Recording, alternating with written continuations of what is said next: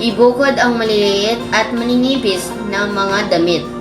Maaari itong anahin o ihuli sa pamamalansya sa kaunting init lamang. Ihiwalay ang mga pantalon, palda, polo, kamiseta, blusa, at iba pang damit. Ihanda ang kagamitang gagamitin. Ihanda ang kabayo o plantsahan at tiyaking malinis ang sapin ng plantsahan.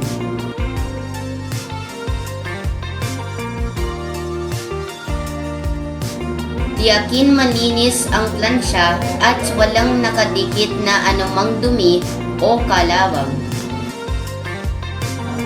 Iset ang temperatura ng plansya ayon sa uri ng damit na uunahin mong plansyahin.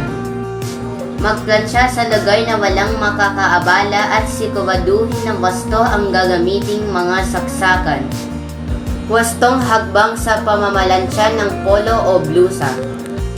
Wisikan ng malinis na tubig bago plansyahin. Maging maingat sa paggamit ng mainit na plansya. Siguraduhin laging ligtas habang gumagawa. Unang plansyahin ang tutok o dugtungan. Isunod naman ang kuwelyo at manggas.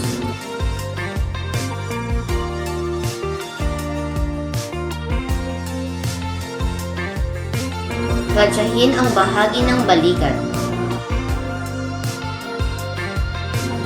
Isunod ang hawapang bahagi paikot sa likurang bahagi ng polo o blusa.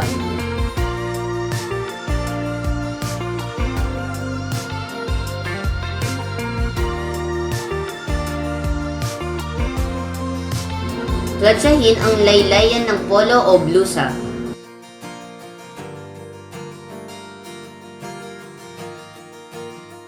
Pagkatapos, ihangon ng maayos at isawa ang unang botones sa bahagi ng leeg.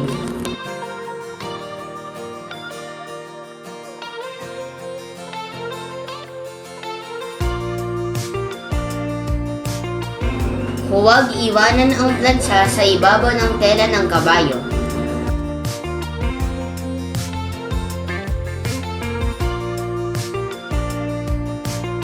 Bunutin ang plansya sa power outlet pagkatapos gamitin.